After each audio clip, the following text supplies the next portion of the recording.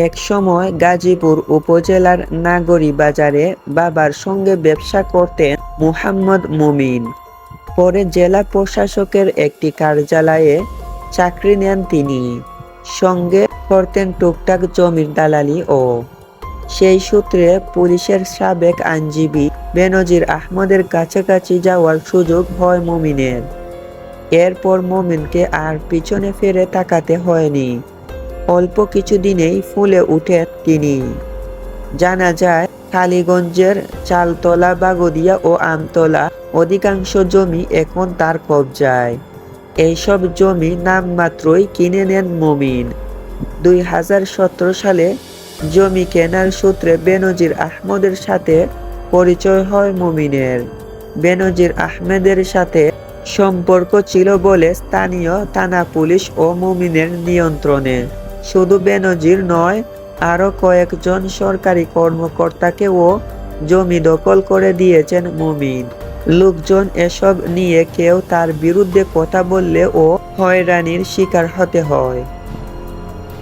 জমি জমার খুঁটিনাটি বোঝার কারণে অল্প কিছুদিনেই বেনজিরের আস্থাভাজন হয়ে ওঠেন মুমিন।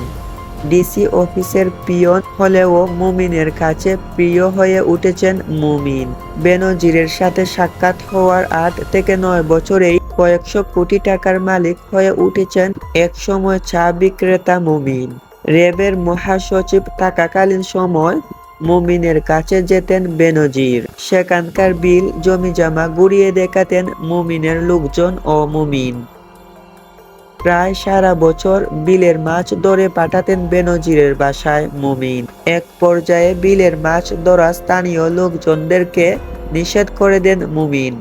কেউ কথা বললে তাকে আইন শৃঙ্খলা বাহিনীর ক্যাম্পে ডেকে নিয়ে যাওয়া হতো। স্থানীয় নাগরিক ইউনিয়নের রুয়া গ্রামে বিশাল আকৃতির একটি বাগান বাড়ি, পেছনে রয়েছে বিশাল আকৃতির একটি মাছের ক্ষেত। এই জমিগুলোর মূল্য কয়েকশো কোটি টাকা। এছাড়াও রয়েছে 2টি গরুর খামার, যার মূল্য 5 কোটি টাকা।